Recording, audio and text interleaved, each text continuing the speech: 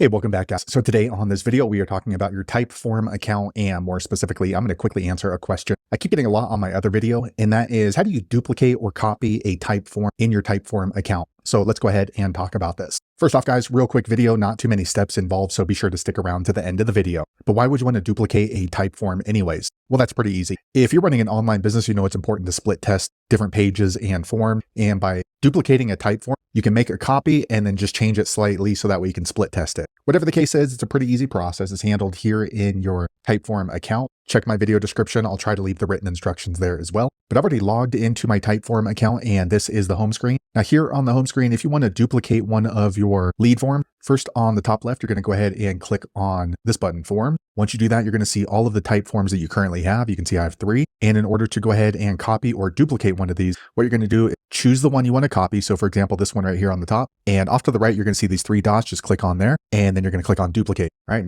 Quick second later, it duplicates the Typeform. So now if you're going to be doing some split testing and sharing one link with one audience and another link with another audience, you can easily just go in here. All right, it's going to load up, and then maybe you want to go ahead and change the order of the questions and see which one is going to perform better. Or maybe you're going to go ahead and change the question type, or maybe change the options. Once you've done that, be sure to click publish here at the top. So there you have it, guys. If you're wondering how to copy or duplicate a Typeform, that's the easiest way I know how to do it. If you know an easier way, be sure to leave a comment below. Let the rest of us know how you did it. Hopefully you found that video useful. If so, click thumbs up, or maybe consider subscribing to my channel, and I hope to see you on the next video. Thanks again for watching.